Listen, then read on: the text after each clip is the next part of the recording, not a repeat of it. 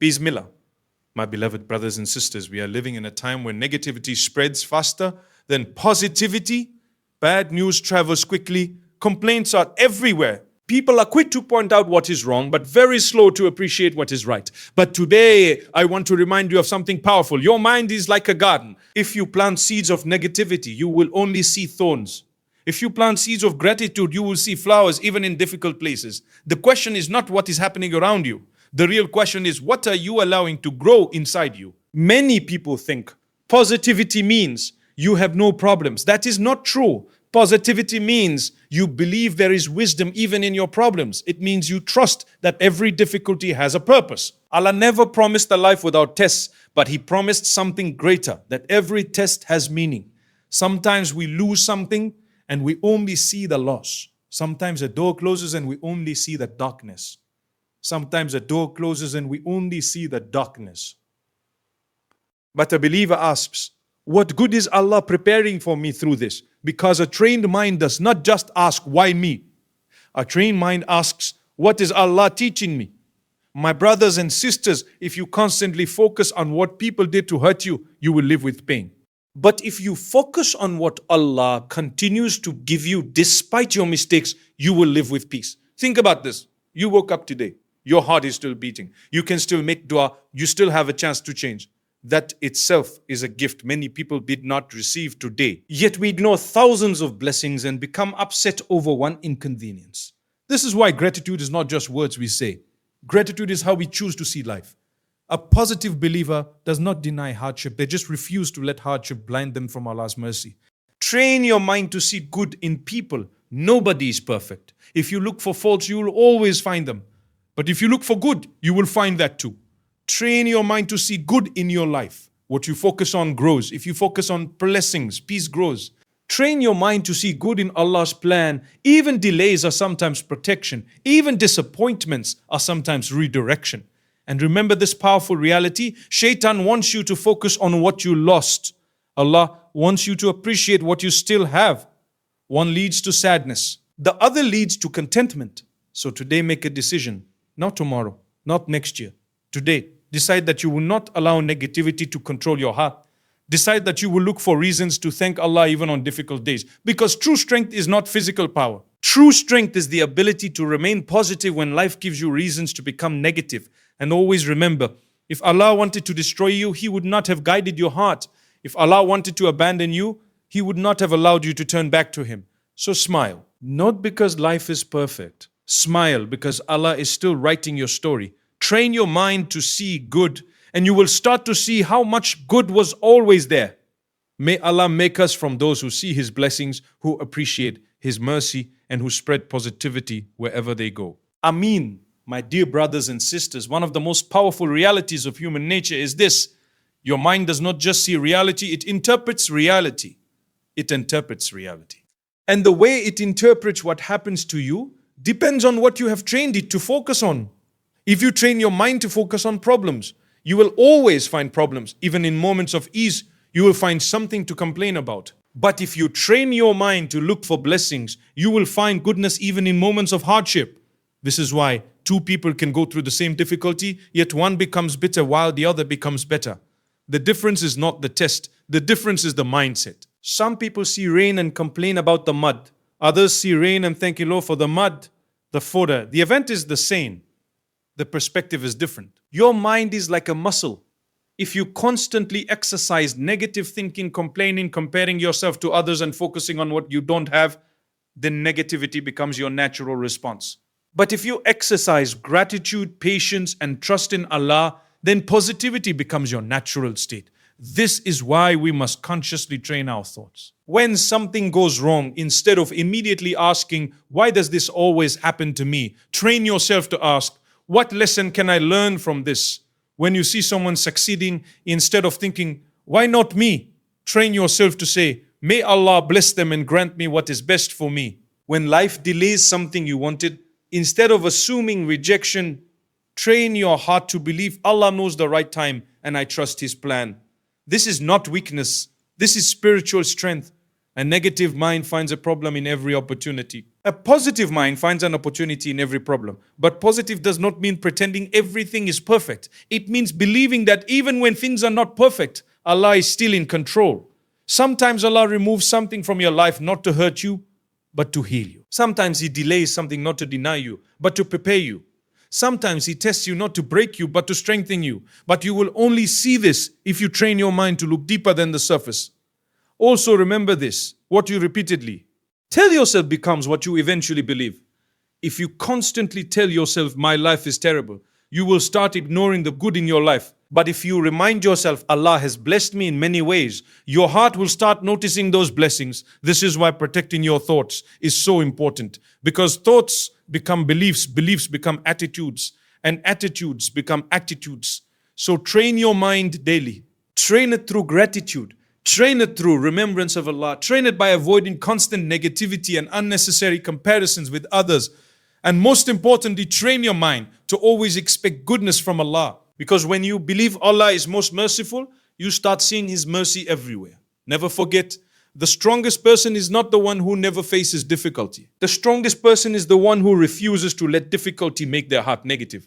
So train your mind to see good. And slowly you will realize something beautiful. Good was always around you. You just needed to train your heart to notice it. My dear brothers and sisters, many people think positivity is just a personality trait. They think some people are naturally positive and others are naturally negative. But the reality is something much deeper than this.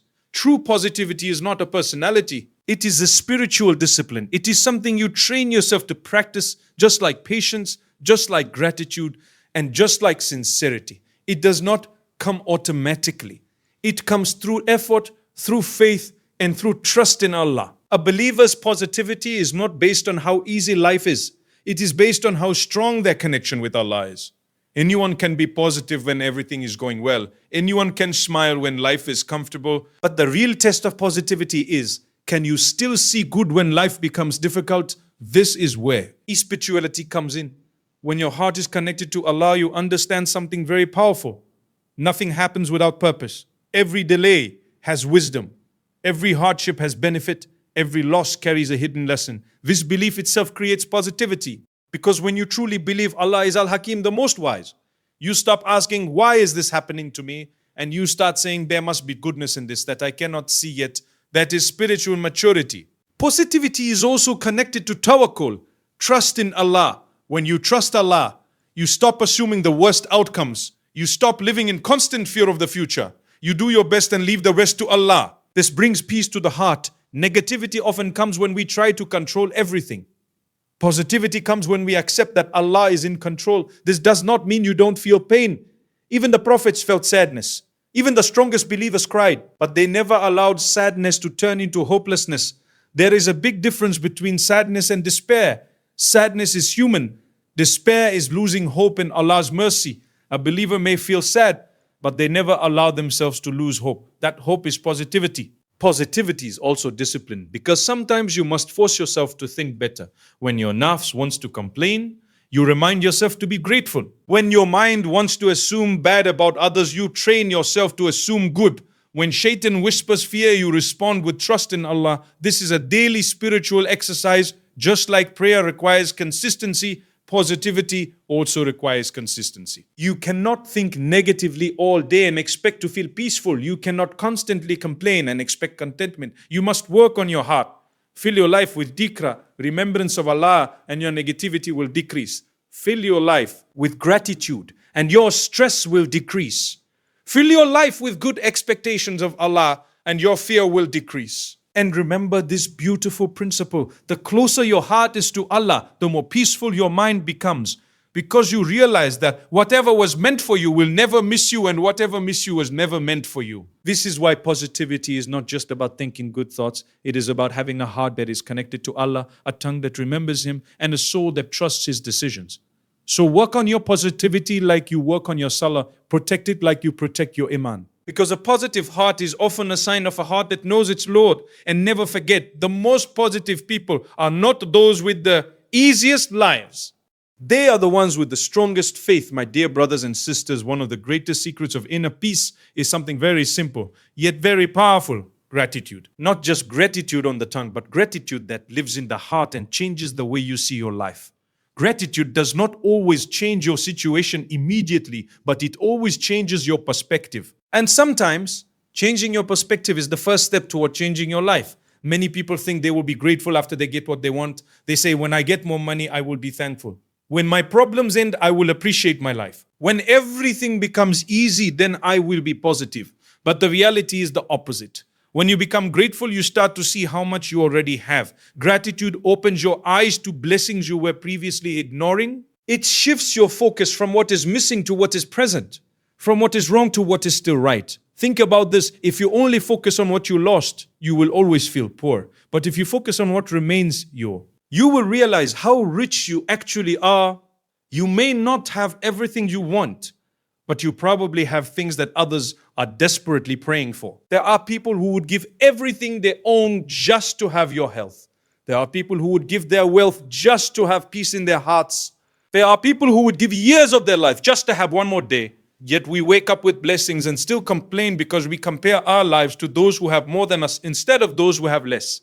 Gratitude corrects this imbalance. When you thank Allah regularly, your heart becomes softer, your stress becomes lighter, your anger becomes less, because gratitude reminds you that Allah has not abandoned you. Even in hardship, there is always something to thank Allah for. If nothing else, thank Him for the strength He gave you to survive what you thought you could never survive. Sometimes gratitude is not about big things. Sometimes it is about small things we take for granted. The ability to breathe without pain, the ability to sleep without fear, the ability to eat when you are hungry, the ability to make dua whenever you want. These are not small blessings. They are constant miracles. And here is something beautiful to remember. The more grateful you become, the more positive your outlook becomes, because gratitude trains your heart to notice goodness instead of darkness. A grateful person does not ignore problems, but they refuse to become blind to blessings. Gratitude also protects you from jealousy. Because when you appreciate what Allah gave you, you stop being obsessed with what He gave others.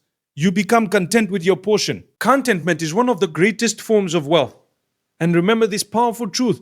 Allah increases what you are grateful for. Sometimes He increases it physically. Sometimes He increases it physically. Sometimes He increases it by putting more barakah, blessing in what you already have.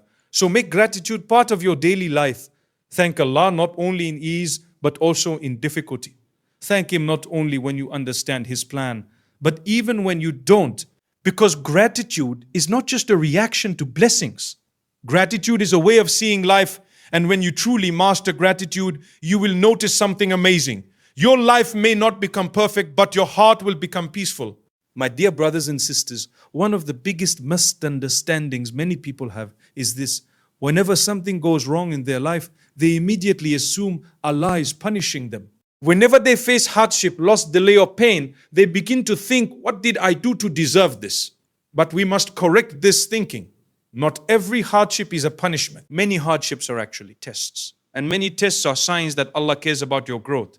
If every difficulty was a punishment, then what would we say about the lives of the prophets? They were the most tested people, yet they were the most loved by Allah. They faced rejection, loss, hardship, betrayal, poverty, and pain. Not because Allah was angry with them, but because Allah was raising their ranks and making them examples for humanity. So when you face a test, do not immediately assume Allah is pushing you away. Sometimes Allah is actually pulling you closer. A test is like an examination. When a teacher gives an exam, it is not because they hate the student. It is because they want to see their progress and help them move to the next level. Similarly, Allah tests you not because He needs to know your strength. He already knows. The test is for you to discover your own strength, your patience, your faith, and your ability to turn back to Him. Sometimes a test wakes you up. Sometimes comfort makes us forget Allah. But hardship reminds us to pray sincerely. Sometimes difficulty brings you back to dua after a long time of spiritual distance. How many people only discovered their strength after hardship? How many people only became closer to Allah after a test? This is why a believer sees tests differently. They do not just ask, how do I escape this? They ask, how do I grow through this? Because they know every test carries one of three gifts. Either it removes sins, or it raises your status, or it redirects your life towards something better. Sometimes Allah takes something away because it was slowly harming you. Sometimes He delays something because you are not ready yet. Sometimes He closes one door because He knows another door is better for you, but we only see the closed door. Allah sees the whole path. Also remember this important reality. Punishment usually pushes a person further from Allah, but a test often brings a believer closer to Allah. If your hardship is making you pray more, make more dua, become more humble, and depend more on Allah, then it may not be a punishment at all. It may be a hidden mercy. This does not mean tests are easy. Tests can hurt, tests can exhaust you, tests can make you cry. But even in those moments, a believer holds on to hope because they know Allah never wastes their pain. Every tear you cry with patience is seen. Every moment you remain strong is recorded. Every time you choose faith over despair, Allah knows. So the next time life becomes difficult, do not rush to think Allah is against you. Remind yourself, Allah tests those He wants to elevate. Face your tests with patience. Face them with dua. Face them with trust. Because sometimes the hardest chapters of your life are actually the ones that bring you closest to Allah and shape the strongest version of you. And always remember this beautiful truth. A punishment breaks a person without purpose. Say, but a test shapes a believer for a greater purpose. My dear brothers and sisters, one of the signs of a beautiful heart is not how loudly a person speaks about goodness, but how naturally they look for goodness in others. A pure heart does not enjoy exposing faults. A sincere heart does not search for mistakes. Instead, a good heart always tries to find excuses, to see the best and to hope the best. Because the reality is simple. The way you see others often reflects what is inside you. If a person's heart is full of anger, they will see enemies everywhere. If a heart is full of jealousy, they will see competition everywhere. But if a heart is full of sincerity and goodness, they will see potential excuses and kindness even where others see faults. This is why people with good hearts tend to think differently. When someone makes a mistake, they say, maybe they were having a bad day. When someone speaks harshly, they think, maybe they are going through something difficult. When someone disappoints them, they remind themselves, nobody is perfect, including me. This does not mean they are naive. It does not mean they allow themselves to be harmed. It simply means they refuse to poison their hearts with unnecessary hatred. A good heart protects itself from darkness. Many people today have trained themselves to criticize everything. They find faults in every person, every situation, every effort. But the danger of constantly looking for bad is that eventually you train your heart to become hard, and a hard heart struggles to feel peace. But a soft heart, a good heart, looks for what is right. Even if someone has 10 faults and one good quality, they appreciate the one good quality. They understand something powerful. Just like they want Allah to overlook their mistakes, they should overlook the mistakes of others when possible. Remember this, you also have flaws that people choose not to mention. You also have days where you are not your best, yet Allah covers your faults daily. How beautiful would it be if we also learn to cover the faults of others? Looking for good in people also protects your own peace. Because when you constantly think badly of others, you carry stress that they don't even know about. But when you choose to think well of others, your heart feels lighter. This is why having a good heart is not just good for others, it is good for you. And here is something very important. Seeing good in people does not mean ignoring wrong. It means you correct with kindness, you advise with wisdom, and you judge with fairness, not arrogance. Not arrogance. A good heart also remembers this. If Allah can guide me despite my mistakes, Allah can guide them too. So instead of writing people off, they make dua for them. Instead of hating, they hope. Instead of assuming the worst, they pray for the best. And never forget, the people who spread goodness are usually the ones who choose to see goodness. So protect your heart. Clean it from hatred. Clean it from constant suspicion. Clean it from the habit of criticism. Train yourself to see the good, speak the good, and expect the good. Because at the end of the day, people may forget your words and your achievements, but they will never forget how safe they felt around your heart. And remember this beautiful truth. A good heart does not just find good in the world, it helps create it.